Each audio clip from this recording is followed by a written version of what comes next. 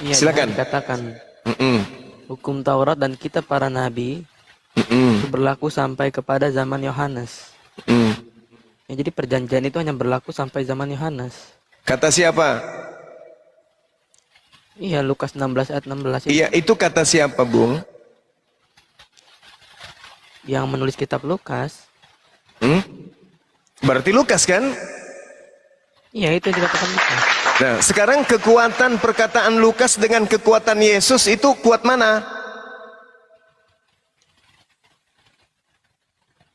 Loh, itu nggak bisa dibandingkan. Loh, yang menerima firman dari Elohim, Yesus atau Lukas? Iya, sang firman. Iya, berarti kedudukan ucapan Yesus jauh lebih tinggi daripada ucapan penulis Lukas. Yesusnya pun mengatakan lebih mudah langit dan bumi lenyap daripada hukum sunat itu batal.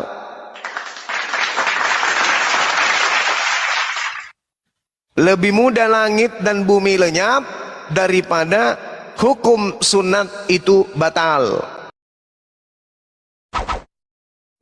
Salam satu Tuhan.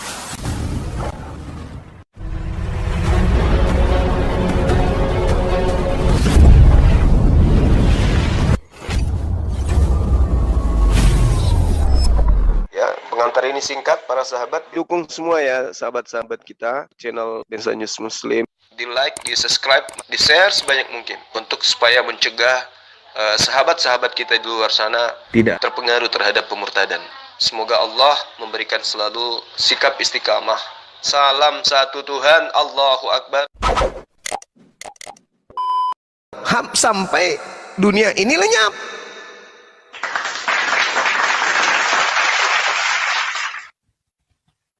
Dan Lukas 16 itu Gurunda, Deng. 16-17 kata Lukas pun di situ, lebih mudah langit dan bumi runtuh daripada satu titik hukum Taurat batal. Nah, injum nak kiukan sumpaing. Apa? Diperkuat lagi. Lukas 16 nomor 17. 17. Inilah yang saya bicarakan tadi dengan saudara Brahms. Saudara-saudara Kristen ini jangan kotori mulut saudara dengan mengatakan kalian pengikut Yesus. Kalian bukan pengikut, kalian pentuhan. Pentuhan Yesus. Ya, baca ayat 18-nya. Oke. Setiap orang yang menceraikan istrinya, lalu kawin dengan perempuan lain, ia berzina. Dan barang siapa kawin dengan perempuan yang diceraikan suaminya, ia berbuat zina. Maksudnya apa ini? Maksudnya siapa yang suka kawin-kawin itu, kawin cerai. Aduh. Kalau Dari berbicara teman-teman. siapa yang suka kawin cerai, Yakub 4 istrinya. Dari hasil poligami, istri kedua lahir Yesus. Dari hasil poligami muncul kitab Yesaya, Pengkhotbah, Daniel, Yeremia. Kalau ibunya, bapaknya tidak poligami, mereka tak ada kitab ini menulis. Ya. Karena yang menulis kitab-kitab tersebut adalah anak-anak dari hasil poligami. Ya, harus konsisten. Konsisten itu kalau memang 4 istri, jangan lebih. Ya. Melanggar siapa? Mana perintahnya di dalam perjanjian lama jangan poligami? Tunjukkan. Ya, kalau memang Allah mau turunkan 4 istri, jangan tambah-tambahin nabimu. Mulai bang, mulai. Bicara pakai akademik, Mas. Jangan bicara seenak perut. Kitab Anda saja. Kita bicara kitab Anda. Oke, baik. Silakan tunjukkan dalilnya bahwa ada pembatasan pernikahan terhadap Rasulullah di dalam Al-Quran. Dan tolong tunjukkan dalilnya ada pembatasan pernikahan di dalam kitabnya orang Yahudi. Dan tolong tunjukkan dalilnya di dalam kitabnya orang Kristen Perjanjian Baru bahwa orang Kristen cukup 1 istri. Kalau ada, besok saya menikah 4 istri sekaligus. Silakan. Oh, mantap. Anda kan silakan. harus ikut sunnah nabimu. Silakan Anda tunjukkan cukup 1 istri di dalam kitab saudara kalau ada. Saya tunggu hitungan 10. Bang Suma 1, wajib beristrikan 4. 2, Karena itu kan sunnah Nabi. 3. Woi, mana Anda dalilnya? salah. Nabi itu melanggar Dalilnya mana? Salah. Tuh, ini anak Islam mulai. diajarkan cukup satu istri. Saya bacakan dalilnya, ya. Saya bacakan dalilnya. Di dalam Al-Qur'anul Karim jelas dikatakan bahwasanya fa in khiftum alla ta'dilu fawahidah. Kata cuma kita bicara yang lain. Kita bicara Lari yang lagi. lain. Udah. Al-Quran menjelaskan Anda mau satu istri, umat Islam satu cukup istri. satu istri saja. Ini Al-Quran surah An-Nisa. Ada 4 istri juga ada itu. Iya, kalau kepepet daripada jajan, tapi kalau tidak bisa adil, kata Allah apa? Fawahidah, cukup Oke lah, satu. sudah. Nah, sekarang yang lain tolong aja. tunjukkan dalil di kitab saudara, cukup satu istri, ada enggak? Sudah. Nyerah ya? Nyerah. Bukan Nyerah, menyerah. Ada 1 istri, 4 istri, terserah Anda mau pilih yang Sekarang mana. di kitab saudara, karena banyak pendeta yang puluhan istrinya. Oh, Sekarang tidak tunjukkan lah. dalilnya, mana dalilnya cukup satu Pendeta istri mana? Hindu itu mungkin. Pendeta Oh, di Hindu Kristen juga paling. banyak. Oh, enggak. Ya enggak apa. Ya apa? Tetangga saya depan rumah saya nih, tak ada perantara antara rumah saya tuh istrinya banyak. Pastor saja enggak ada istri. Siapa bilang? Lalu mereka melampiaskan nonotnya dengan cara apa? Sabun mandi. Mimpi basah. Pastor saja enggak ada istri, bro. 501. Pastor lebih bagus lah. Berarti pastor itu melanggar firman Tuhan, karena Tuhan mengatakan beranak cuculah yang banyak. Nah, dia kan mau fokus saja dalam pelayanan, bro. Iya, tapi ini yang dibawa si Ucok, ngapain dia? Si Ucok mau ngapain dia? Perut kalau lapar diisi, kepala kalau ngantuk diistirahatkan, tangan kalau gatal digaruk, pantat kalau mau kentut keluar aja kayak Pak Bom-Bom. Nah sekarang kalau si Ucok ngamuk mau diapain? Ya, tidaklah. Jepit pintu bang, jepit pintu bang. 501. Ditetesin air cabe. Jadi pastor itu ngadi-ngadi. Sekarang begini, Anda katakan saja bahwa di dalam kitab kami tak ada perintah satu istri, baru kita pindah ke tema lain. Silakan, Bang Suma. Ya, di kitab kami nggak ada cukup satu istri, Bang Suma. Ya udah. Bahkan di dalam kitab yang Anda kutip dari kitabnya Yahudi. Saya bisa kasih pertanyaan, Suma. Boleh, silakan. Jangan kasih pertanyaan kalau tidak susah. Nah, tadi kan Suma bacakan ayat, ya kan? Firman Tuhan kepada baginda Rasulullah, begitu kan? Nah, Yes. sekarang mana firman Tuhan yang langsung turun kepada baginda Rasulullah? Bisa jelaskan. Oke, baik. Al-Quranul Melalui Karim. perantara Jibril. Oke, baik. Kalau memang ada ya, memang saya percaya. Oke, baik. Al-Quranul Karim menjelaskan di dalam Al-Quranul Karim. Jelas dikatakan begini. Bahwasanya tidaklah patut kemudian seorang berbicara langsung dengan Allah, melainkan dengan perantaraan wahyu. Al-Quran Asy-Syura. Wa ma kana li basharin ayyukallimahullah illa wahya aw min wara hijaban aw yursila rasulan wa yuhhiya bi izni ma yasha innahu aliyyun hakim. Tidaklah patut bagi manusia bahwa Allah akan berbicara kepadanya langsung kecuali dengan perantaraan wahyu atau dari belakang tabir atau dengan mengutus malaikat. Lalu wahyunya kepadanya dengan izinnya apa yang dikehendaki. Sungguh Allah Maha Tinggi, Maha Bijaksana. Jadi tak ada nabi di atas muka bumi ini yang pernah berbicara langsung dengan Tuhan, dalam arti kata bertatapan langsung. Tak ada. Oh, ada. Siapa? Musa. Oke. Di mana tertulis sebelum Keluaran? Apa di situ? Apa di situ, Paman? Langsung Musa berbicara. Oke. Samuel saja mendengar langsung suara. Oke lah, tidak masalah. Tunggu. Jangan buru-buru dulu.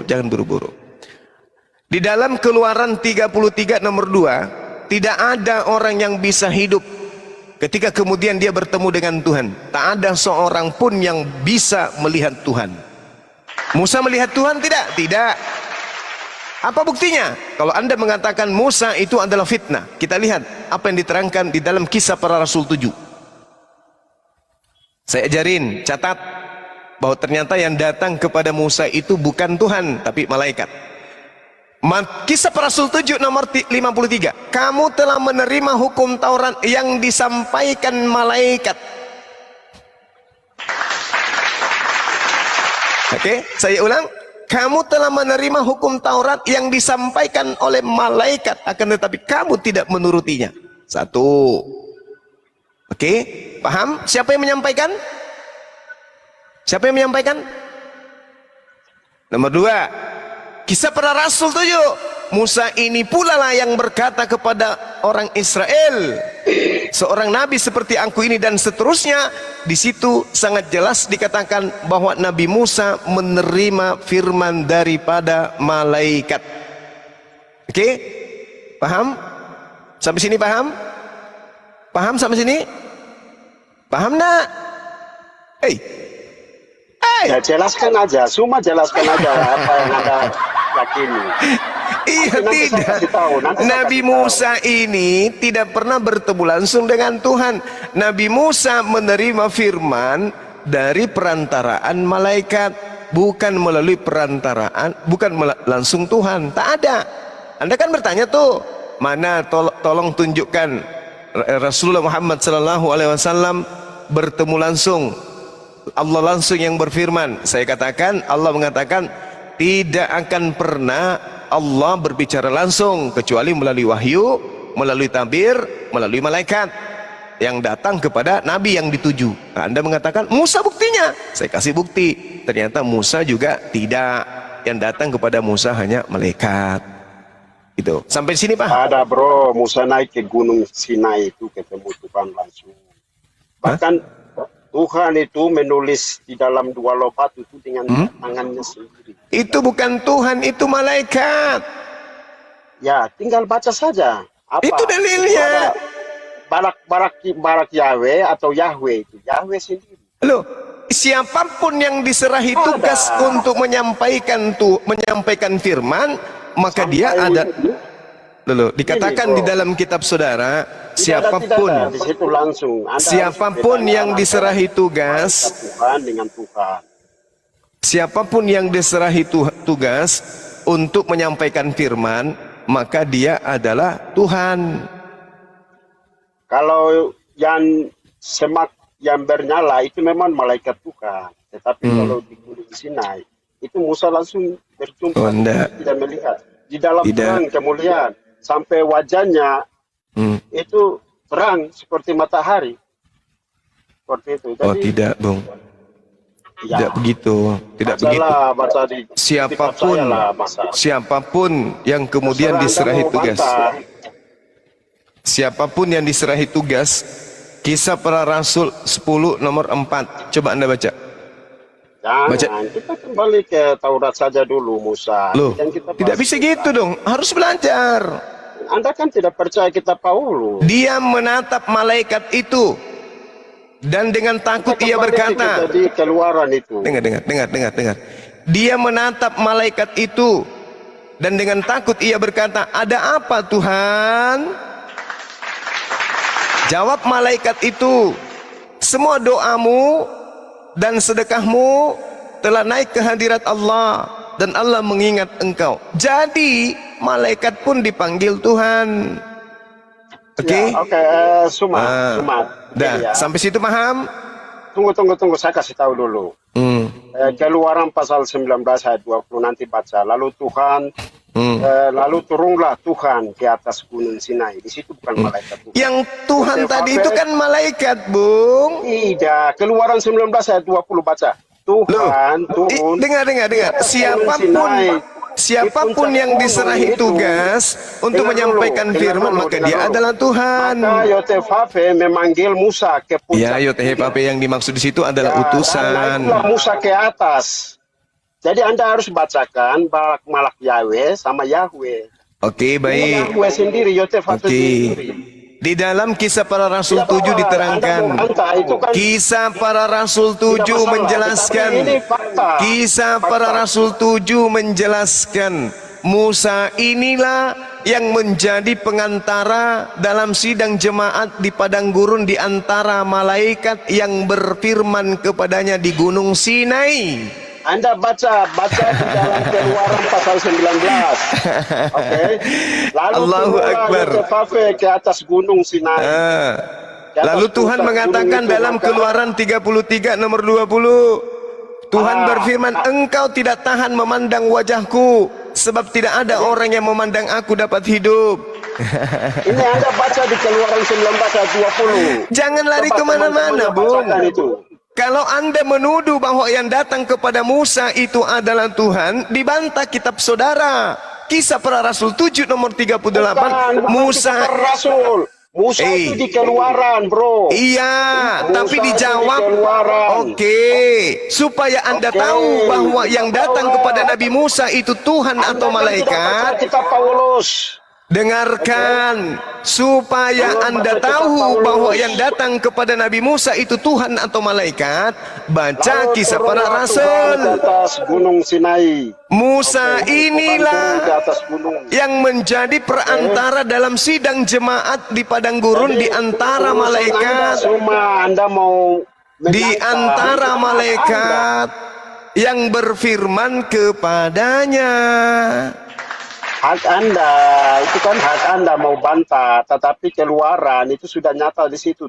Yotefave sendiri turun ke atas gunung Sinai. Maka Yotefave memanggil Musa ke puncak gunung. Itu Keluaran 19 ayat 20. Jadi tidak masalah. Anda mau, ini kan Oke. saya bertanyakan saja. Kalau memang tidak ada, berarti ya saya lebih percaya Musa daripada Ya. Muhammad. Oke, sekarang kita lanjut Baik. lagi. Di dalam kisah para rasul, dengarkan giliran saya ngomong. Untuk mengetahui bahwa yang ada di gunung Sinai itu Tuhan atau malaikat, baca keterangan kitabmu sendiri. Kisah para rasul 7, Musa ini yang telah mereka tolak. Loh, kok diketahui? Anda tidak percaya kisah para rasul? Keluaran ini kejadian Musa ini di Keluaran. Sudah. Iya, terus keluaran itu diterangkan oleh kisah para rasul. Tidak perlu namanya terangkan keterangan, kita baca teks aslinya. Loh, Keluaran kalau berbicara, 19 ayat dengarkan, 20. kalau berbicara mengenai Nabi Musa di kitab Keluaran, baca Keluaran 33 nomor 20. Engkau 1 tidak Samuel tahan pasal- memandang Oke, wajahku. saya baca 1 Samuel pasal 1 ayat 17 itu Musa Samuel langsung dengar suara. Iya, suara memang, tapi ini kan yang kita tanya ini, yang kita jelaskan ini, Tuhannya langsung bertemu dengan Tuhan. Kalau suara, kamu sekarang mendengarkan suara saya, tapi kamu tidak bertemu dengan saya. Beda itu. Yang kamu kan bertanya, pernah tidak Allah bertemu langsung dengan baginda Rasulullah? Saya katakan pernah pada saat dia Isra Mi'raj. Nah, terkait dengan pewahyuan Al-Quran tidak pernah, tetapi melalui perantaraan pewahyuan malaikat Jibril. Nah, Anda mengatakan pernah. Siapa? Nabi Musa. Di mana Nabi Musa bertemu dengan Allah? Tidak pernah. Begini semua, berarti kalimatnya itu harus serupa. Firman Tuhan turun kepada Jibril. Begitu, jangan firman Tuhan turun kepada baginda Rasulullah. Tidak usah. Ya sama Kepada dengan Jibril Musa. dulu. Musa juga menerima firman melalui perantaraan Nabi. Saya bacakan dalilnya, kamu tidak terima. Musa ini yang telah mereka tolak dengan mengatakan, siapakah yang mengangkat engkau menjadi pemimpin dan hakim? Musa ini juga telah diutus oleh Allah sebagai pemimpin dan penyelamat oleh malaikat yang telah menampakkan dirinya kepadanya di semak duri. Ya itu namanya utusan, bro. Itu Apa sih? kan diutus. Musa ini pula lah kemudian yang menjadi perantara dalam sidang jemaah di padang gurun di antara malaikat yang berfirman kepadanya di gunung Sinai dan nenek moyang kita, dan dialah yang menerima firman-firman yang hidup untuk menyampaikan kepada kamu yang diterima melalui perantaraan malaikat. Kurang apa lagi? Bro, begini. yang berkata di atas Gunung Sinai itu Yotefafe sendiri. Malaikat. Kalau Yotefafe turun, bukan, salah. Kalau Yotefafe Berarti kisah para rasul 7 ini dicoret. Keluaran pasal 19 ayat 20. Berarti kisah para rasul ini dicoret. Kita coret ya. Kisah para rasul ini kita coret ya. Kalau Tuhan menturun, begini, kalau Tuhan turun, kisah pasti para dengan rasul bala ini tentara kita coret. surgawi. Ini Masa tulisan-tulisan Tuhan turun wartawan tidak ini kita dengan coret bala aja tentara gitu. surgawi? Halo? Jadi kisah para wartawan ini kita coret aja gitu. Anda tahu kemuliaan malaikat turun Tuhan itu mulai belakokok. Inilah yang dikatakan Al-Quranul Karim. Mereka orang-orang yang tidak berakal sehat. Wa iskila lahum wa iza qila lahum ittabi'u ma anzalallahu qalu bal nattabi'u ma alfaina alaihi aba'ana walau kana aba'uhum la yaqiluna syai'an wa la yahtadun. Al-Quran juga mengatakan sesungguhnya kemudian orang-orang yang menyembah kepada berhala, mereka akan dilahirkan kasih sayang kepada mereka, tapi sesungguhnya itu hanya di dunia saja. Mereka akan saling mengutuk satu sama lain. Anda mengajarkan kepada anak Anda bahwa Tuhan datang kepada Nabi Musa, itu ajaran yang sesat. Baca Keluaran 19:20. Baca keluaran. Al-Quran kemudian menjelaskan kepada kami umat Islam, wala taqfu ma laysa laka bihi ilm inna sam'a wal basar wal fu'a kullu ulaika kana anhu mas'ulan. Jangan kamu mengikuti sesuatu yang tidak kamu ketahui, karena pendengaran, penglihatan dan hati nurani sesuatu yang tidak kamu ketahui, karena pendengaran, penglihatan dan hati nurani sesuatu yang tidak kamu ketahui. Semua itu akan diminta pertanggungjawaban. Jangan kamu mengikuti ajaran onoma ini. Sudah Keluaran, Alkitab sudah jelas. Anda putar-putar terserah. Lalu kemudian Al-Quran mengatakan, sejak kapan umat Islam itu diajari ngotot kalau bicara? Iya, kalau Anda mau mutar-mutar di kotak satu kotak situ ya terserah. Anda Tejo, Kristen, Muslim Tejo. Kristen, dia ngegas Bang Juma di bawah, makanya dinaikin. oke, Ya. Saya silakan. ini umat Muslim, tapi saya nggak suka nengok umat Islam yang kayak gitu. Sejak kapan Islam itu Sholat diajari witir ngotot? berapa rakaat? Sholat witir berapa rakaat? Ya, jangan. Biar di sini. Jangan diturunkan. Oke.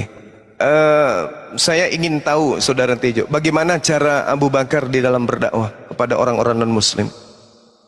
Silakan Rasain Anda lu. buka. Coba, saya Rasain ingin dengar. lu. Abu Bakar di dalam menjelaskan Al-Quran kepada non-Muslim seperti apa? Gini dulu yang saya tanya tadi, sejak kapan umat Islam itu diajari ngotot dalam bicara? Saya Itu tanya yang saya kepada tanya. saudara. Saya tanya kepada Jangan saudara. nanti Abu kamu bicara Bakar, seperti itu, sholat pun kamu nggak tahu. Abu Bakar di dalam menjelaskan kemudian Al-Quran kepada Yahudi dan Nasrani itu kayak mana? Sorry bos, saya belum lahir di masa itu. Oh ya udah, kamu pergi berak dulu, habis itu kau cium pantatmu sendiri. Turun. Kafir Turunkan. dia, kafir. Islam bodoh. Turun. Oten dia Bang, Oten cuman ngaku Islam Oten dia. Turun. Islam sejak kapan? Wah, dasar bahlul. Jadi saudara-saudara, Al-Quranul Karim jelas menjelaskan kepada kita nih, bahwasanya orang-orang kafir itu adalah orang yang tidak mengetahui. Mereka selalu menanggalkan akal ketika berbicara mengenai kebenaran tentang Tuhan. Maka di dalam neraka nanti mereka akan berkata, wa qalu law kunna nasma'u aw na'qilu ma kunna fi ashabis sa'ir. Sekiranya dulu kami mendengarkan Bang Suma, sekiranya dulu kami memikirkan peringatan yang berasal dari Bang Suma, tentulah kami tidak termasuk penghuni neraka yang menyala-nyala. Ini kata Quran. Sekiranya dulu kami mendengarkan apa yang disampaikan oleh para apologet Islam Indonesia, tentulah saat sekarang ini kami tidak terbakar oleh api yang menyala-nyala. Ini perkataan kalian sebentar di neraka. Kenapa Ya, bisa Suma. demikian? Kenapa bisa demikian? Karena kalian tidak menggunakan akal. Al-Quran cuma mengatakan sabar, wala talbisul haqqa bil batil wa taktumul haqqa wa antum ta'lamun. Janganlah kamu campur adukkan kebenaran dengan kebatilan, dan jangan kamu sembunyikan kebenaran sedangkan engkau mengetahui. Anda menyembunyikan kebenaran. Kitab saudara sendiri yang menerangkan kemudian bahwa yang datang kepada Nabi Musa itu adalah malaikat. Anda sembunyikan. Anda lari ke kitab Keluaran, sedangkan kitab Keluaran menceritakan tak ada seorang pun yang dapat datang kepadaku dan tahan memandang wajahku, mereka pasti mati. Keluaran 33 nomor 20. Tapi Anda sembunyikan kebenaran itu. Bahkan Yesus sendiri mengatakan dalam Yohanes 10 nomor 33, 34, 35, 36. Bukankah dituliskan dalam kitab Tauratmu, siapapun yang diberi tugas untuk menyampaikan firman, maka dia boleh disebut Tuhan, maka dia boleh disebut Allah. Oke, Suma, saya setuju Suma. Jadi begini. Bagus. Alhamdulillahirabbil alamin. Begini Suma, saya setuju, artinya semua yang Muslim Anda harus mengimani agama keyakinan Anda, oke? Iya. Dan Anda harus ikut Suma. Tetapi saya juga memang percaya bahwa Islam atau Anda itu kan memang suatu kewajiban untuk mendatangi neraka. Terus bagi kita itu bukan merupakan sebuah kewajiban bagi Tuhan. Oh, tidak bisa. Keselamatan itu adalah Kristen itu dirancang untuk neraka. Mari saya bacakan dalilnya. Kristen itu dirancang untuk neraka. Saya bacakan dalilnya. Saya bacakan dalilnya bahwa Kristen dirancang oleh neraka. Oke. Kata Al-Quran sendiri. Oke, baik. Kita ke Maryam dulu ya, surah Maryam dulu ya. Maryam ayat 71 ya, yang Anda baca situ ya. Nah, di sini kita lihat apa yang diterangkan Al-Qur'anul Karim surah Maryam ayat 71. Wa im minkum illa wariduha kana ala rabbika. Di sini ada kata Rabb. Kalau berbicara mengenai kata Rabb, berarti Tuhan pencipta langit dan bumi. Itu semuanya yang menciptakan langit dan bumi, tidak merujuk kepada klaim-klaim agama terhadap ilah-ilah mereka. Artinya huruf K di sini itu merujuk kepada seluruh umat manusia, dari sejak Nabi Adam alaihissalam sampai kepada manusia terakhir. Kenapa? Karena yang diterangkan di sini dengan huruf Rabbi, dengan kata Rabbi, bukan kata ilah. Kalau di sini kata ilah, misalnya kana ala ilaka atau ilahaka, maka boleh merujuk kepada Tuhannya umat Islam, merujuk kepada Islam. Tetapi di sini mengatakan kata Rabbi, berarti ini berbicara mengenai seluruh umat manusia. Artinya wa im minkum illa wariduha kana ala rabbika hatmam maqdiyan. Tidak ada seorang manusia pun di atas muka bumi ini, dari Adam sampai manusia terakhir, yang akan tidak mendatangi neraka. Semuanya akan mendatangi neraka, termasuk Kristen, Hindu, Katolik, ateis dan seterusnya, termasuk Tejo yang tadi segigi gondrong. Semua akan mendatangi neraka. Akan tetapi setelah mendatangi neraka, apa kata Allah? Summa nunajjil ladzina taqau wa nazaru zalimina fiha jithiyan. Kemudian kami akan menyelamatkan orang Islam yang bertakwa dan membiarkan orang-orang kafir, Kristen yang zalim berlutut di dalam neraka kekal. Khalidina fiha ulaika hum syarrul bariyah. Itu Al-Qur'an yang mengatakan. Nah, tidak untuk Tuhan kita, bro, Suma. Tidak bisa. Ayat Al-Qur'annya mengatakan begitu. Gak bisa. Anda tidak bisa, nggak bisa. Ulaikahum innalladzina kafaru min ahlil kitabi wal musyrikina fi nari jahannam khalidina fiha. Ulaika hum syarrul bariyah. Sesungguhnya orang Kristen, mereka akan masuk ke dalam neraka, mereka kekal di dalamnya, mereka lah seburuk-buruknya makhluk. Oke, dah selesai. Pindah materi kita kembali ke tema kita. Kita buktikan bahwa Kristen, kita kembali ke ajaran Yesus bahwa Kristen itu disetting untuk neraka. Mari saya bacakan dalilnya. Waspadalah. Dalilnya di Al-Quran lah. Tadi sudah. Innalladzina kafaru. Sesungguhnya orang-orang kafir. Min ahlil kitab. Wal musyrikin. Fi nari jahannam. Khalidina fiha abada. Oke? Sesungguhnya orang Kristen. Mereka adalah penghuni neraka. Mereka kekal di dalam neraka selama-lamanya. Ulaika hum syarrul bariyah. Cuma kita bukan kafir, kita kan pegang Injil dan kitab Taurat. Galatia 2 nomor 14. Orang-orang yang tidak bersunat adalah orang yang hidup secara kafir. Saya bukan orang Yahudi. Kita bukan orang bersunat. Itu surat Paulus Galatia 2 nomor 14. Orang-orang yang tidak bersunat adalah orang yang hidup secara kafir. Itu untuk orang yang bangsa Yahudi saja, bro. Nggak bisa begitu. Kan begitu. Karena Paulus yang mengatakan begitu, nggak bisa dong. Iya. Oke, sekarang kita buktikan bahwa Yesus mengatakan Kristen itu di neraka. Waspadalah kepada nabi-nabi palsu yang datang kepadamu dan menyamar seperti domba, tetapi sesungguhnya mereka adalah bom-bom yang buas. Dari buahnya lah kamu akan mengenal mereka. Dapatkah orang memetik buah anggur dari semak duri atau buah dari rumput duri? Demikianlah setiap pohon yang baik menghasilkan buah yang baik, sedang pohon yang tidak baik menghasilkan buah yang baik. Tidak mungkin pohon yang baik itu menghasilkan buah yang tidak baik, ataupun pohon yang tidak baik itu tidak mungkin menghasilkan buah yang baik. Dan setiap pohon yang tidak menghasilkan buah yang baik pasti. Ya, Bang Juma dilaporin. Bang Juma. Bentar dulu nih. Bang Ali ini kenapa Bang Ali kalau naik itu langsung di mute. Aku mute dia malah gak terima dia. Tengok tuh jaringan dia susah. Langsung mute Bang Ali, noise. Bang Ali langsung mute.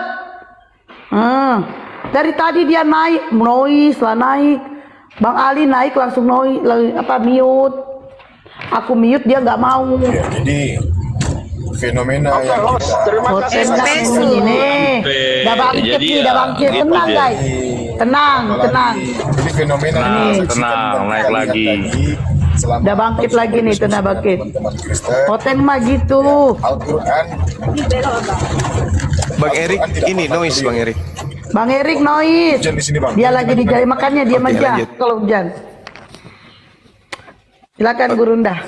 Silakan Bang Erik dulu, masih ada yang ingin disampaikan beliau. Bang Silakan, Erik, Bang. dia noise sambil bawa mobil dia Bang. Oke, sip. Saya lanjut sih. Noise. Itu bagus. Oke. Ini di Efesus 2:11, ya di situ memang tertulis kafir. Seperti tugas rasul untuk orang Yahudi, seperti tugas rasul untuk orang Yahudi telah serahkan kepada Allah kepada Petrus, demikian ia telah menjadikan aku rasul bangsa-bangsa kafir.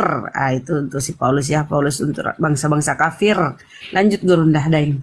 Tapi ini Gurunda dia Warahmatullahi taala wabarakatuh. Waalaikumsalam warahmatullahi wabarakatuh. Mereka ini kan kafir tapi malu diakui kafir. Cemana itu Bang? Iya, karena mereka Ya, itu konteksnya lain. Oke, jadi saya lanjut ya. Saya lanjut. Setiap pohon yang tidak menghasilkan buah yang baik pasti ditebang dan dibuang ke dalam api. Bagaimana kita membuktikan bahwa pohon yang tidak menghasilkan buah yang baik? Mereka menyebut Yesus Tuhan, bernubuat pakai nama Yesus, mengusir setan pakai nama Yesus, bermujizat pakai nama Yesus. Kata Yesus, enyahlah daripadaku, kalian semua adalah pembuat kejahatan. Mereka yang membuat kejahatan dilemparkan ke dalam api neraka. Dah, selesai. Itu bukti bahwa Kristen akan dilempar ke neraka. Tak ada dalil yang bisa membantah, tak ada dalil yang bisa menyelamatkan saudara Onoma. Anda sudah dinubuatkan Yesus masuk ke dalam neraka yang menyala-nyala. Nauzubillah, tsumma nauzubillah. Jadi kalau kita melakukan mujizat dengan motivasi yang salah untuk kesombongan atau untuk bisnis, itu yang salah. Tetapi sebenarnya mujizat itu bukan keharusan bagi orang Kristen. Tetapi yang penting di sini itu kita memberitakan Injil. Itu perintah Tuhan. Bukan saya perintahkan Anda untuk pergi membuat mujizat-mujizat. Enggak. Justru perintah Tuhan untuk pergilah, baptislah mereka. Begitu. Jadikan semua segala bangsa muridku. Dan baptislah mereka. Itu perintah Tuhan. Jadi kalau memang mujizat itu sebagai dasar, itu salah. Jadi motivasi yang sebenarnya bagi Kristen itu beritakan Injil. Begitu semua. Tidak ada di situ diceritakan bahwasanya dengan salah. Intinya tanda-tanda buah pengajaran yang akan masuk ke neraka, memanggil Yesus Tuhan, bermujizat, bernubuat, mengusir setan pakai nama Yesus. Siapapun dia akan masuk ke dalam neraka. Itu dalil. Kita masuk gereja, kita mau ikut Tuhan. Apalagi masuk ke gereja, jelas-jelas neraka itu. Masuk gereja itu neraka. Kita mau ikut Tuhan, hanya mau minta mujizat, hanya mau minta berkat, ya bukan itu namanya beriman. Kita mengikut Tuhan itu dengan serius, itu maksudnya. Jadi bukan mujizat, bukan berkat itu yang tujuan utamanya. Tujuan utamanya kan begitu Pak Anoma. Tujuan utamanya kan mengenal Tuhan satu-satunya Tuhan yang benar. Yohanes 17 nomor 3. Itu yang penting. Ya, menjadi murid Kristus bukan murid Paulus ya Pak ya. Betul. Paulus itu kan ya, jangan menurut. Iya. Karena Pauluslah yang dinubuatkan oleh Yesus di dalam Matius 7 nomor 15. Bahkan ditambahkan Gurunda Juma tadi sebagai pohon yang buruk yang mengajarkan kekristenan dan menjadikan Yesus itu sebagai sembahan yang lain. Ya, di dalam Roma 14 nomor 9. Ya, terserah. Jadi itu ajaran Paulus ya Pak ya, bukan ajaran Yesus. Ajaran Yesus itu Pak ya, Yohanes 17 nomor 3, hidup yang kekal itu dengan mengenal engkau satu-satunya Tuhan yang benar dan mengenal Yesus Kristus sebagai orang yang engkau utus. Dan di dalam Markus 12 nomor 29. Makan dulu masalah sambil makan. Ya, jadi jelas ya, Markus 12 nomor 29 juga mengatakan demikian. Apa tujuannya? Yaitu mengenalkan Tuhan yang benar, bukan menjadikan sebagai Yesus itu sebagai Tuhan. Ini ajaran dari mana? Ajaran dari Paulus Pak. Yang dinubuatkan oleh Yesus sebagai pohon buruk yang menghasilkan buah yang buruk. Betul. Karena di kisah para rasul 9 nomor 1, Paulus itu memiliki misi untuk menghancurkan pengikut-pengikut Yesus. Betul. Ya, menghancurkan pengajaran Yesus yang masih tertinggal setelah penyalipan. Kalau makan dulu, jangan makan bicara. Iya, yang makan Anda yang makan, bukan saya Pak. Bukan saya tidak makan ini. Jadi di dalam kisah para rasul 9 nomor 1, Paulus itu memiliki misi. Misinya apa? Untuk melakukan penyesatan daripada ajaran-ajaran Yesus. Betul. Ya. Jadi jelas dia mendapat pengajaran dari mana? Coba kita buka kisah para rasul 9 nomor 1 sampai 9. Di situ dia menceritakan Yesus itu sedangkan begini jadinya. Iya, kita olah, kita bedah. Sabar, Yesus mengatakan, saya potong-potong Al-Quran juga boleh sesuka saya. Orang yang sholat ada. Aku tidak memotong-motong. Bahkan di situ jelas, ya, pengajaran ini berasalan. Ya, silakan. Enggak, biarin. Saya juga lagi rehat sejenak. Silakan Bang. Iya. Bang Agus, silakan lanjut. Iya. Lanjut. Iya, di dalam kisah para rasul 9, Paulus menyatakan bertemu dengan Tuhan. Apa? Bertemu dengan Yesus. Apa katanya di situ? Yesus didefinisikan sebagai orang yang berbohong. Siapakah engkau Tuhan? Akulah Yesus yang engkau aniaya itu. Kapan dan di mana dalilnya Yesus dianiaya? Di mana Yesus dianiaya oleh Paulus? Berarti Yesus di sini sedang berbohong. Begini, bro. Yesus sedang berbohong di sini. Ya, dengar dulu. Jadi ajaran pembohongan bukanlah daripada buah yang batang yang benar. Oke, Karena ajaran kebohongan hanya berasal daripada iblis yang menyamar menjadi malaikat terang di dalam 2 Korintus 11 nomor 14. Sudah. Oke, jadi begini. Kalau istilah menganiaya orang Kristen menganiaya saya, Yesus kan berkata, kita memberikan air secangkir saja kepada orang yang paling hina di antara ini, sama saja dia melayani saya seperti itu. Jadi ada sebenarnya dalil-dalil seperti begitu.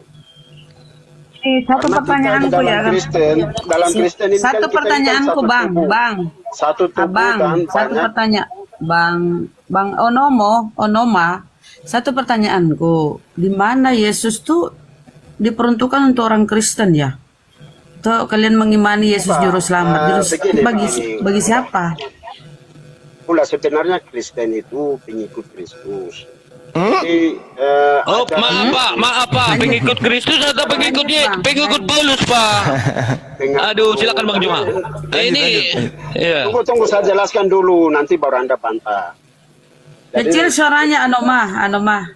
Kecil suaranya, besar dikit suaranya. Oke, jadi saya jelaskan di sini bahwa orang Kristen, bahwa Yesus mengajarkan bahwa jadikan semua bangsa murid-murid. Jadi beritakan Injil mulai dari Yerusalem, Samaria, Yudea sampai ke ujung bumi. Tidak, jangan ke situ dulu. Pertanyaan saya, di mana Yesus itu juru selamat bagi orang Kristen? Di Kisah Para Rasul 13:23, Allah sebentar Bang, jangan panjang dulu ke situ. Di dalam Kisah Para Rasul 13:23 tertulis situ Allah membangkitkan juru selamat bagi orang Israel, yaitu Yesus, bagi orang Israel. Jadi nggak ada itu Yesus diperuntukkan untuk orang di luar Israel ya. Kemudian kamu berkata bahwa kamu pengikut Yesus. Apa yang dari Yesus yang kau ikuti? Yesus dikafani, kau pakai jas, pakai peti, pakai dasi kupu-kupu, sepatu pantopel pula, disemer pula. Apa yang ajaran Yesus kau ikuti? Silakan coba tunjuk satu yang. Oke, Bunda. A'udzubillahi minasyaitonir rajim. Bismillahirrahmanirrahim. Wa inna minhum lafariqan yalwuna Wa inna minhum lafariqan yalwuna alsinatahum bil kitabi litahsabuhu minal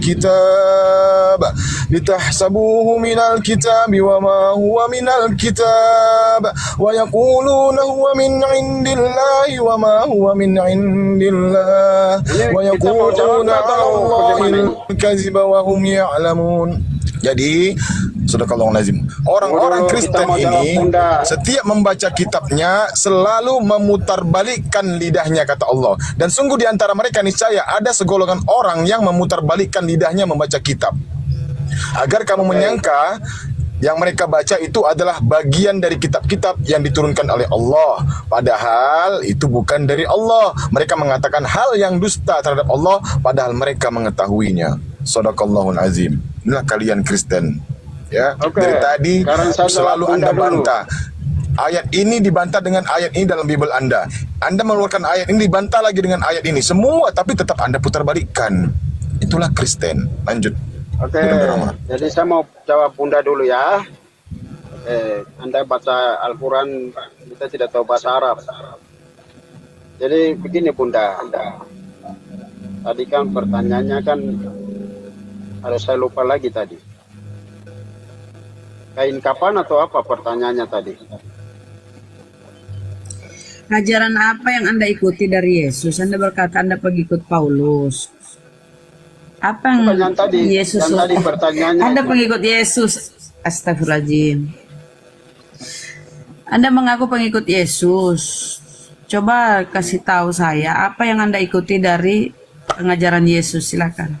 Oh, bukan itu tadi. Ada pertanyaan yang tadi pertama. Lupa juga. Tadi dibaca. Silakan Daeng kalau sudah. Oke, silakan Bang Juma. Ditanggapin Bang Juma. Baik. Jadi gini. Syarat menjadi Kristen dibaptis.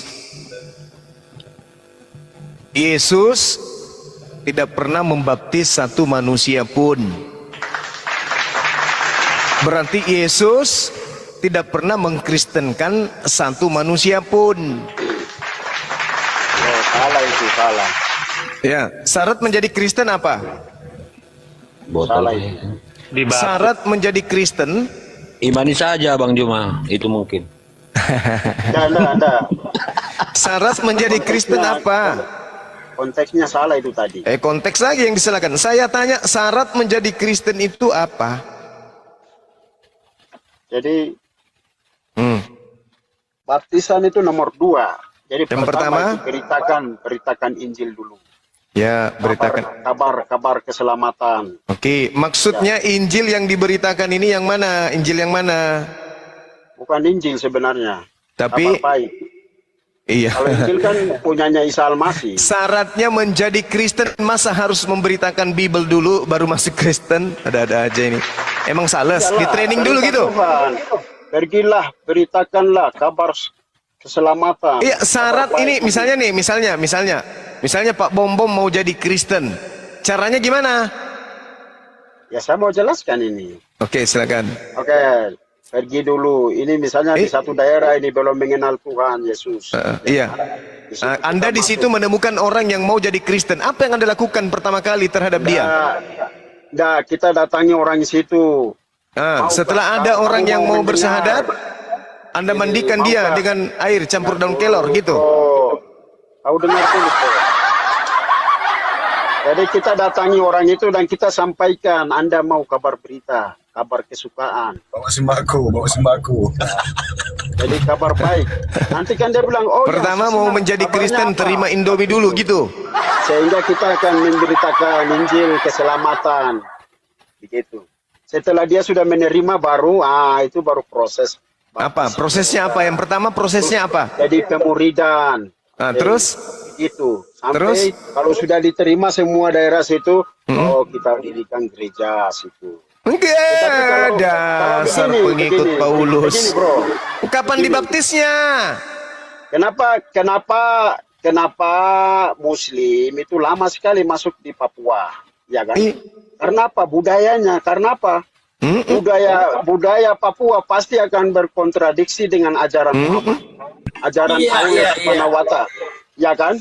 Tetapi bagi Injil, bagi kabar kesukaan, dia tidak akan melihat di situ budayanya, apakah orang situ suka mandi atau wudu dan segala macam, tidak. Itu kelebihannya di situ. Ngomong apa orang ini?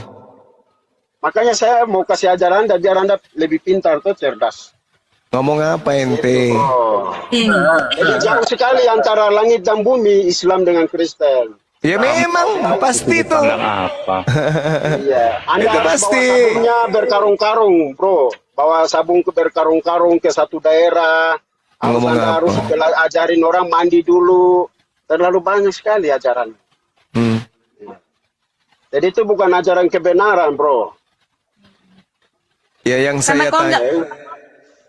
tanya, syarat menjadi Kristen itu apa? Oke ya, makasih. Saya mau jalan ini, ada tugas.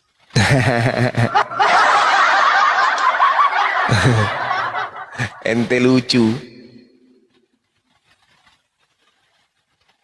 ente. Gak ada yang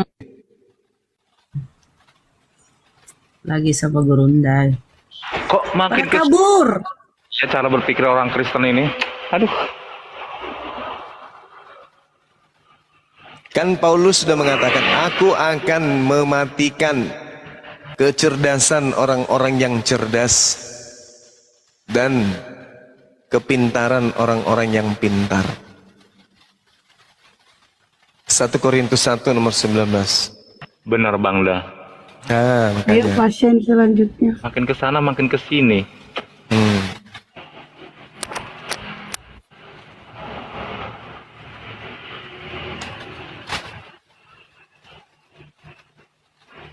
Yang bawa ayat jadikanlah segala bangsa.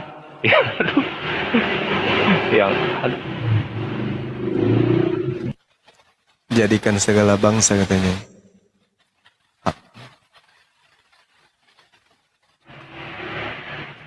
Jadikanlah segala bangsa muridku dan baptislah mereka dalam nama bla bla bla. Pertanyaannya, mana validasi Yesus ajarannya diberikan kepada kekristenan.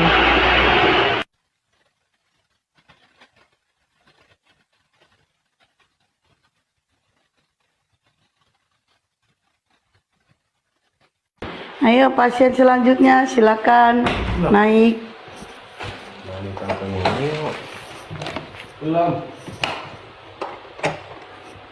Ayo naik Ten. Ini agama Kristen yang mau diskusi silakan naik minta permintaan. Agama Kristen ya yang mau diskusi silakan naik. Anak Bata, enggak, dia udah mengujak di backlist dia untuk tidak diskusi.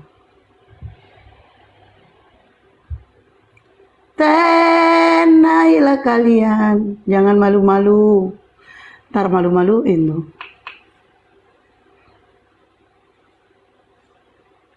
Yuk, yang agama Kristen, yang mau diskusi Kristen.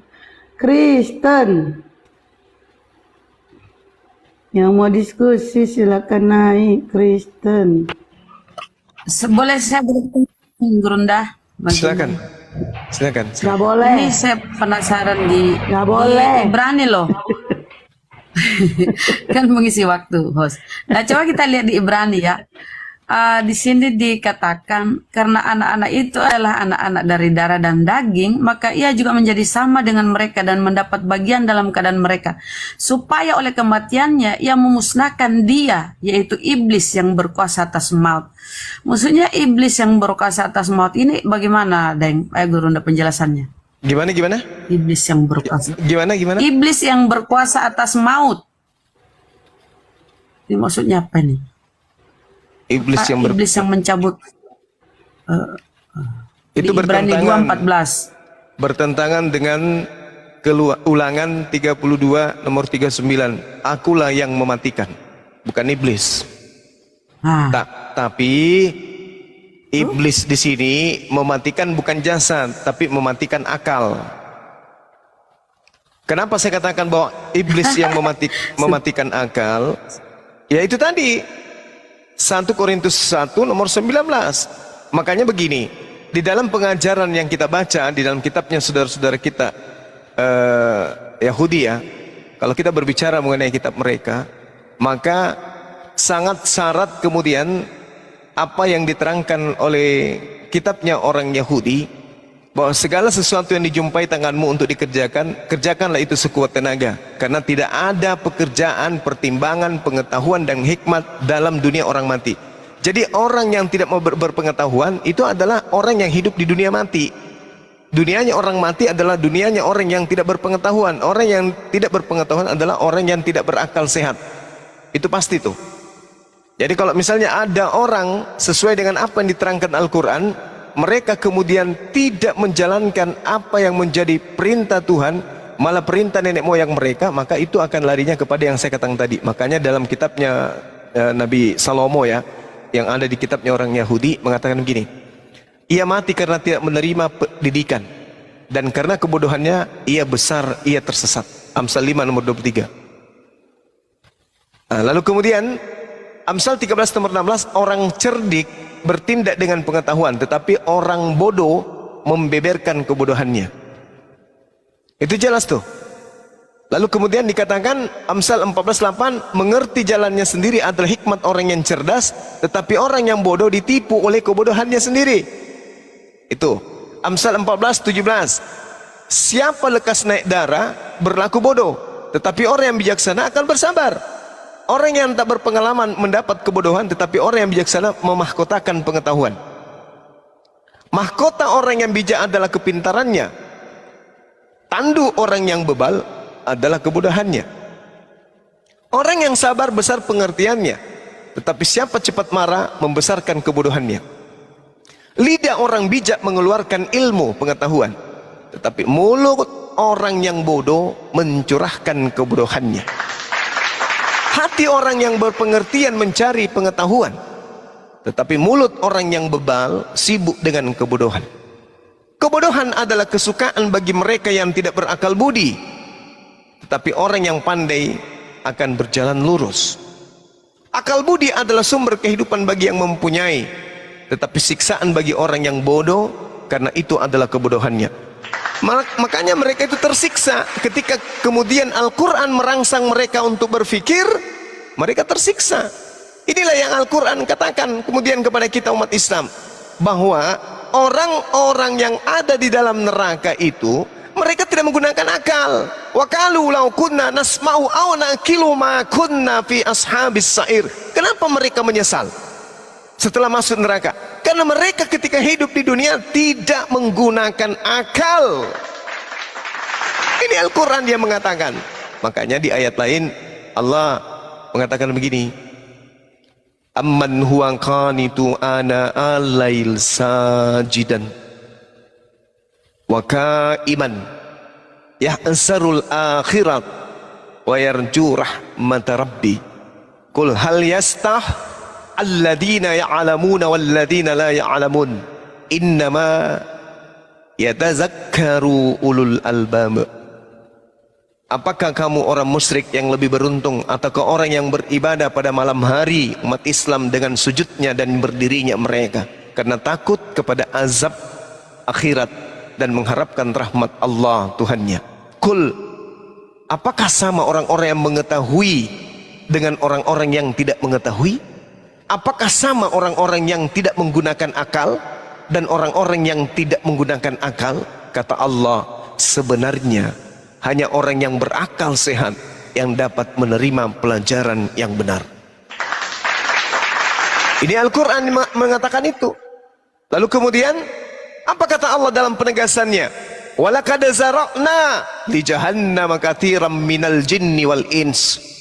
Dan sungguh akan aku isi neraka jahanam banyak dari kalangan jin dan manusia. Siapa mereka? Lahum qulubul la yafqahun biha walahum a'yun la yubsiruna biha walahum azanun la yasma'una biha. Itu kata Allah. Siapa yang akan mengisi neraka? Orang-orang yang memiliki hati tapi tidak digunakan hatinya untuk menerima penyampaian para apologet Islam. Mereka yang memiliki mata tapi tidak dipergunakan. Kemudian betapa gigihnya para apologet Islam ini memperjuangkan keselamatan mereka. Mereka yang kemudian memiliki telinga, setiap siang malam mereka mendengarkan para apologet Islam, tapi mereka hanya mendengarkan seperti bembe yang tidak mengerti apa yang disampaikan oleh para apologet. Kata Allah, ulaika kal an'am balhum adallu. Mereka seperti hewan ternak, bahkan lebih sesat daripada hewan ternak. Ulaika humul ghafilun. Mereka itulah orang-orang yang lengah. Kenapa bisa mereka lengah? Karena itu tadi, aku akan menghilangkan kecerdasan orang-orang terpelajar dan aku akan menghilangkan hikmat orang-orang yang berhikmat. Makanya mereka tak ada lagi yang cerdas kalau berbicara mengenai konsep ketuhanan. Tak ada lagi yang bisa ketika berbicara mengenai Bible. Sudah berapa tahun Anda mengikuti para apologet Islam? Adakah kemudian dari mereka yang bisa menundukkan para apologet Islam dalam berdialog tentang kebenaran Bible dan Al-Quran? Tak ada. Tak ada. Mereka tidak akan pernah menggunakan akal di dalam menelaah kitab mereka sendiri. Yang mereka kedepankan hanyalah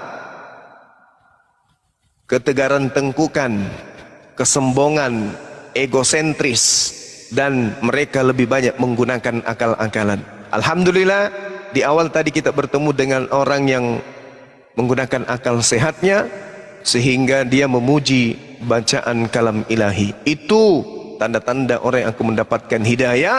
Kalau dia tidak termasuk orang fasik, kalau dia tidak termasuk orang zalim, kalau dia tidak termasuk orang-orang munafik. Seperti itu Bunda Rahma dan sahabat-sahabat yang lain. Silakan. Saya belajar dulu sedikit. Jadi betul kata ini ya, 1 Korintus 4:10, mereka botol karena Kristus. Artinya demi menuhan, terus dia buang akalnya. Betul kata Al-Quran, Masya Allah. Iya, itu kan di dalam kitabnya mereka katakan sendiri seperti itu. Iya, terima kasih Deng Gurunda. Siap. Lanjut. Silakan teman-teman, ada yang mau menambahkan atau ada apa? Ada lagi yang Mereka mau Mereka bukan bodoh aja, tapi mereka kotoran dan sampah dunia. 1 Korintus 4:13. Oh mama Ternyata mereka sampah. Sampai saat ini mereka sampah. Gitu ya. Ngeri juga ya Bible-nya Bang. Mereka aja dikatakan sampah ya. Sama Bible-nya sendiri. Dan mereka pede. Duh. Ya, alhamdulillah, bersyukurlah kita menjadi seorang muslim.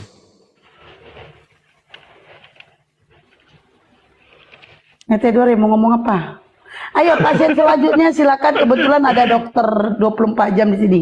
Ayo silakan pasien selanjutnya. Ada memang kadangkala Bang Daya, saya mencatat secara manual ya.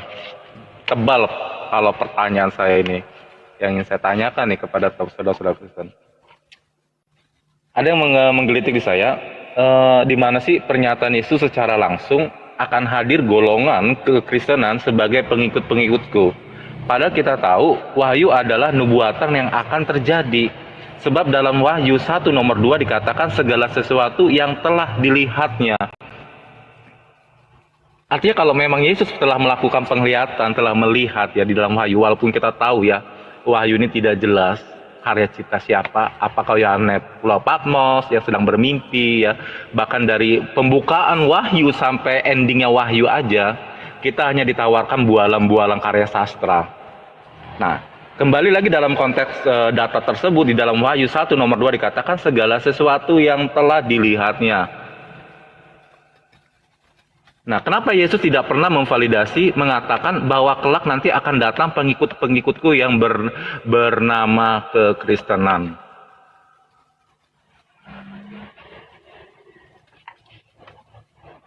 Itu coba teman-teman kita jawab. Ada Matius 23 nomor 15. Lah, kok ke situ? Baca aja coba. Coba baca. Coba baca. Oke, bentar Abang dah. Tapi Bang, kalau kita pikir ya, kalau kita pakai logika, seharusnya lebih hebat Maria kan Bang? Di mana kehebatan Maria? Dia bisa melahirkan Tuhannya. Nih, kata si Mikana kemarin aku diskusi sama dia, Elohim tidak bisa datang ke dunia karena bumi tidak akan mampu menampung kedatangannya. Bahkan matahari aja bisa pecah katanya, bisa hancur kalau Elohim datang. Tapi Maria bisa mengeluarkan Elohim, kan lebih hebat Maria di sini kan Bang? Iya. Tapi kenapa mereka gak menuhankannya ya? Tadi kan udah aku bilang. Matius berapa Abang dah? 23:15. Lah kok ke situ sih? Baca aja dulu.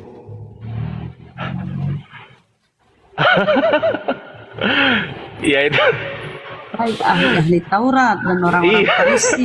Kala-kala kamu hai ahli-ahli Taurat dan orang-orang Farisi, hai kamu orang-orang munafik, sebab kamu mengarungi lautan dan menjelajahi daratan untuk mentobatkan satu orang saja menjadi penganut agamamu, dan sesudah ia bertobat kamu menjadikan dia orang neraka yang 2 kali lebih jahat daripada kamu sendiri. Nanti malam berbantahan Abang dah dengan Matius 10:32. Coba Matius 10:32. Setiap orang yang mengakui aku di depan manusia, aku juga akan mengakuinya di depan Bapakku yang di sorga. Nah, ternyata kekristenan kan tidak mengakuinya sebagai manusia. Ada nggak pencerahan Bang ini? Bertolak belakang semua ini. Oke. Jadi kalau kita lihat dalam Matius 10 itu kan, 32 kan? Iya. Nah, di sini dikatakan gini, setiap orang yang mengakui aku di depan manusia, aku juga akan mengakuinya di depan Bapakku. Ini Anda kan, adik saya ini kan dari Kristen nih. Bapak ini kalau di dalam bahasa Inggris apa? Father. Father kalau masuk ke dalam bahasa Ibrani?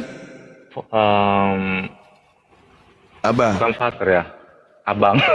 Abah. Iya betul. Nah, sekarang ya Abah ya Bapak. Iya.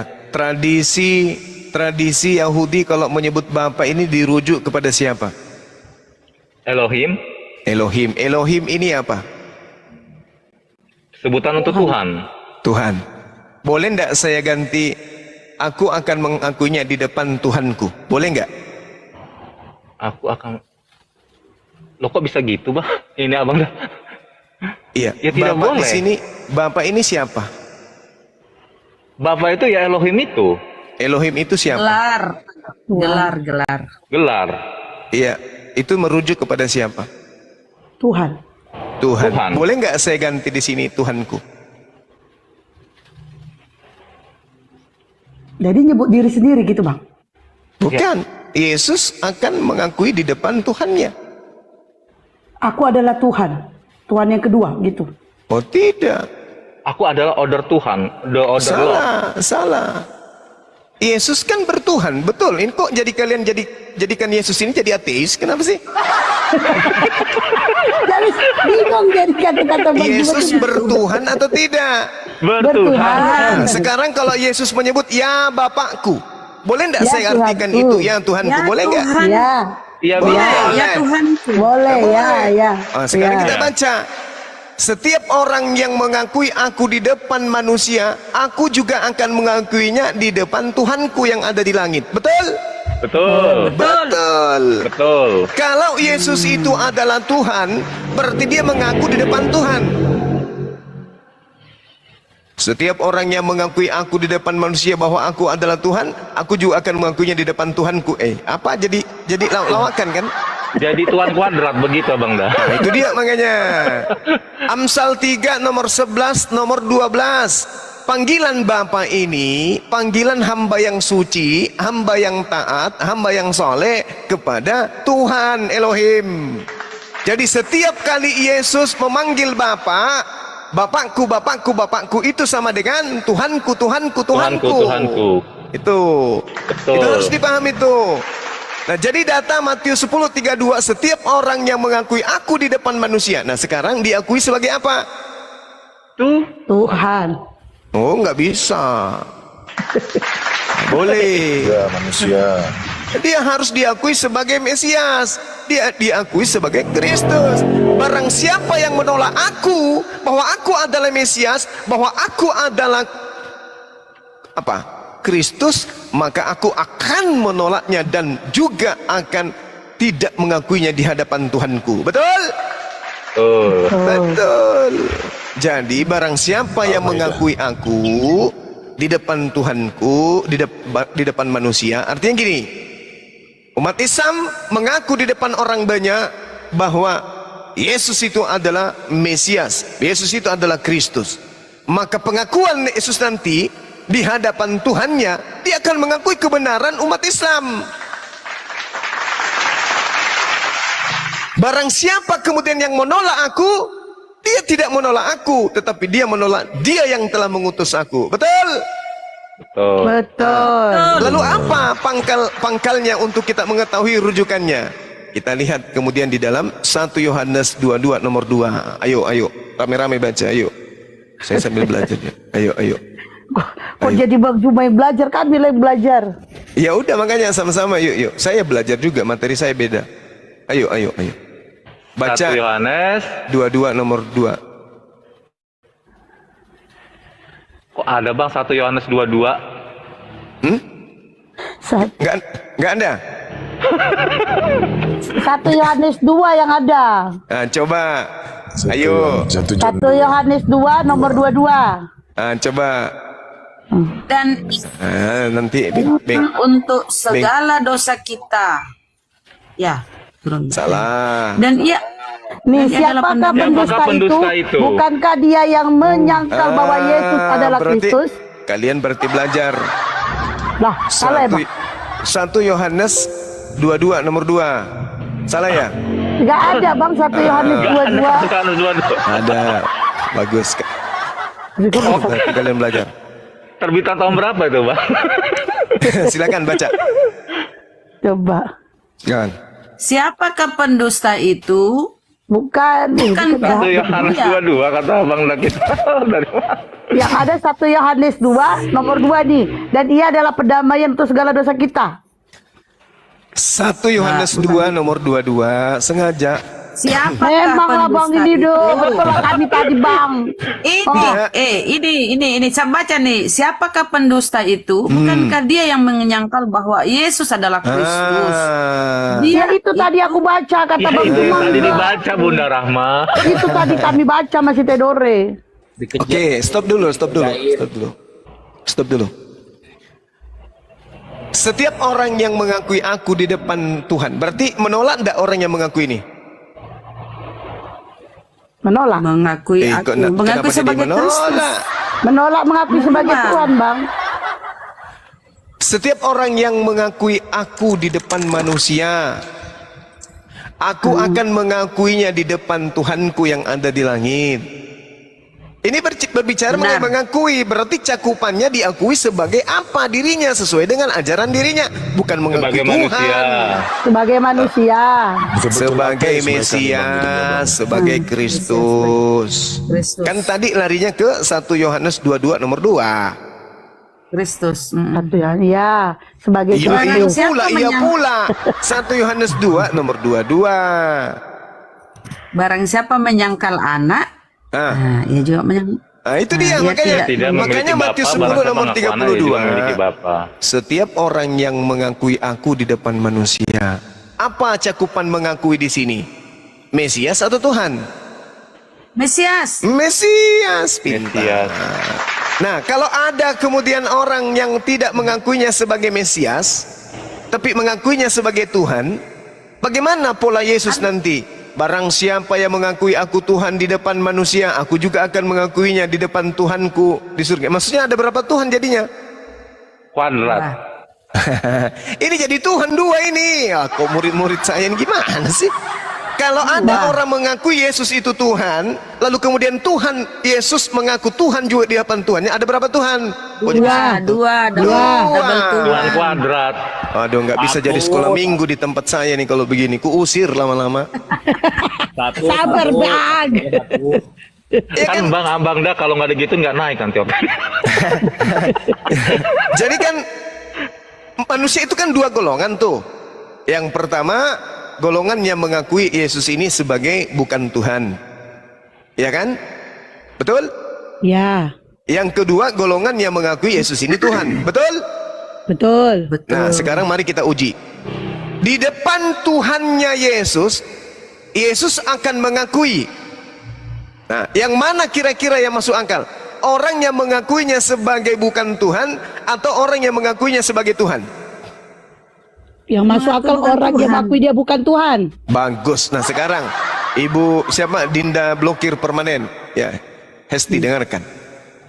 Barang siapa dikatakan di sini setiap orang, berarti Hesti. Ketika kemudian Ukti Hesti mengakui aku bukan Tuhan di depan manusia, aku juga akan mengakuinya di depan Tuhanku yang di surga. Cocok tidak? Cocok lah. Cocok lah. Ini yang bilang keliru ini siapa ini? Bunda. Cocok lah.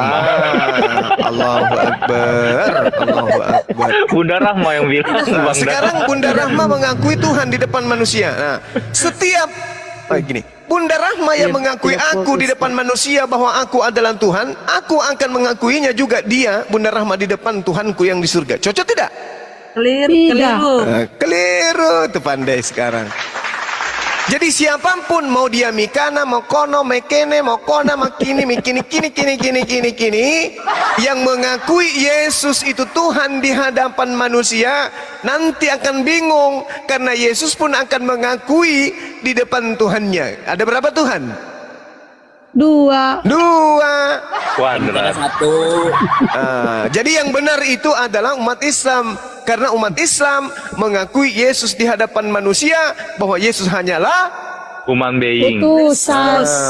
Bagus, pintar anak-anakku. Ya udah. Yang ini yang rambutnya diikat ini ke depan. Bapak mau kasih Tapi gini, Deng. Tapi begini loh, Deng. Alasannya begini. Itu kan gelarnya, gelar. Oh, nggak bisa. Gelar utusan gelar. Sekarang itu begini. alasan mereka loh. Iya, sekarang begini Bunda Rahma. Iya, mari kita uji gelar itu. Sekarang bisa nggak kemudian seekor monyet kita gelari sapi? Nggak bisa. Nggak bisa. Kecuali bom-bom. Kalau Tuhan digelari manusia bisa nggak? Nggak bisa. Nggak bisa. Kalau manusia kita gelari Tuhan bisa nggak? Itu lebih parah. Nggak bisa. Jangan menyebut nama Tuhanmu dengan sembarangan. Jadi jangan katakan Tuhan itu kepada batu, Tuhan itu kepada yang lain. Karena ada satu Tuhan, Allah Subhanahu wa Ta'ala. Oke. Tapi kan Bang, Tuhan mereka batu, Bang. Biarin aja, emang gue urusin. Asal jangan sapi Inilah bersayap. kesesatan mereka karena imannya itu berasal dari konsili Kalsedon 100% manusia 100% ilahi nih. Ini pokok masalah mereka yang dengan Yohanes 1 nomor 1. Betul. Inilah kesesatan, nggak sadar dia. Betul. Hai orang-orang Israel. Oke. Pak Lukas. Sini ada saya nih. Ada Bang Juma. Tuh, ada itu juga tuh. Bang Juma dilanjut Bang Juma tuh. Ada terus checker tuh. Truth Shaker, selamat sore. Siang, agama apa? Kristen, Bu. Kristen. Agamanya Kristen. Silakan. Apa yang mau dibantah omongan Bang Juma dari tadi atau ada yang mau ditanyakan? Silakan. Yesus di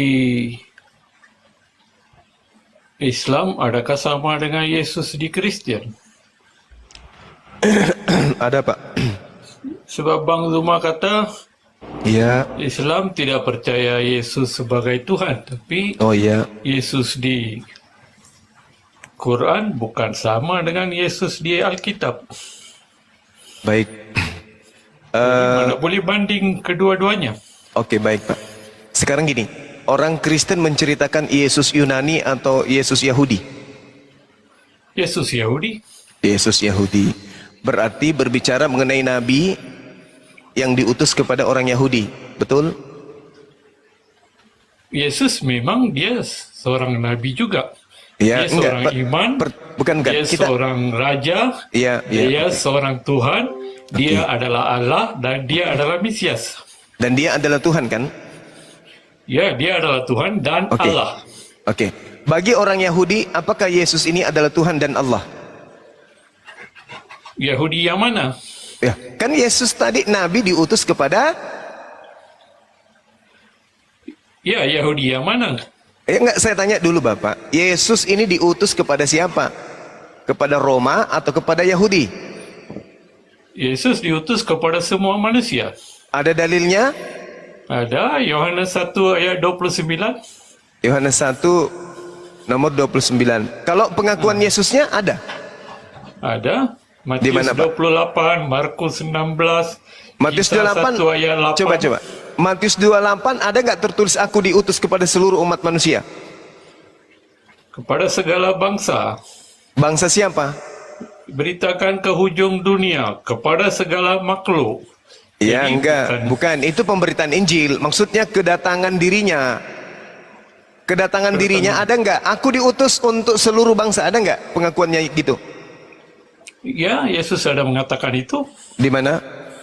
Aku adalah terang dunia. Ya, itu terang dunia, itu matahari, Pak. Tidak. Yang saya tanyakan, aku adalah terang dunia. Yang saya bukan tanyakan, terang itu matahari. Saya tanya dulu, pakai akal dulu lah Pak, pakai akal, jangan pakai doktrin. Betul, pakai akal. Terang itu bukan artinya matahari. Terang itu tolong adalah. tunjukkan pengakuan Yesus, aku diutus untuk seluruh manusia. Aku adalah terang dunia. Kalau itu semua orang bisa mengatakan kalau itu Pak. Yang saya tanya pengakuan Yesusnya, aku diutus kepada seluruh umat manusia, ada nggak? Ada.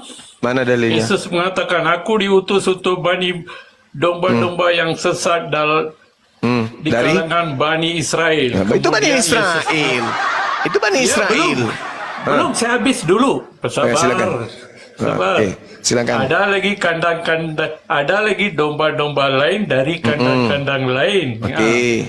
Nah, domba ini apa? Domba? Domba artinya pengikut. Bukan, salah ente. Tidak, Yesus mengatakan dia adalah gembala yang baik. Iya, yang dimaksud domba ini apa? Ini julukan untuk bangsa mana domba ini? Semua. Bawa akal Pak, bawa akal. Jangan lepas akalnya, jangan lepas. Akalnya disimpan kembali. Iya. Yesus mengatakan, aku datang untuk domba-domba yang sesat dalam kalangan Bani Israel. Berarti Kemudian, domba ini Yesus mengatakan ada lagi domba-domba lain dari kandang lain. Oke, domba ini identik dengan bangsa apa? Domba ini adalah semua yang mengikut Yesus. Pak, akal jangan sampai jatuh. Disimpan lagi otaknya di atas. Jangan disimpan di bawah. Yesus domba. mengatakan, Oke. Yesus Kelihatannya Bapak harus. Aku adalah gembala yang baik. Iya, gembala untuk siapa? Gembala untuk siapa? Semua. Siapa? Yesus tidak mengatakan dia datang untuk Bani Israel saja. Itu adalah Isa.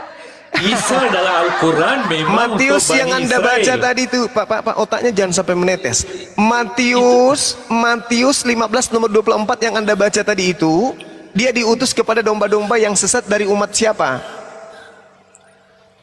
Kamu keliru. Kamu cuma paksakan Isa dalam Quran sama jangan dengan Al-Quran, Yesus. Pak. Jangan bawa Al-Quran dulu. Betul, Isa adalah Al-Quran hanya untuk Bani Israel. Tapi Yesus dalam Alkitab bukan Isa. Dia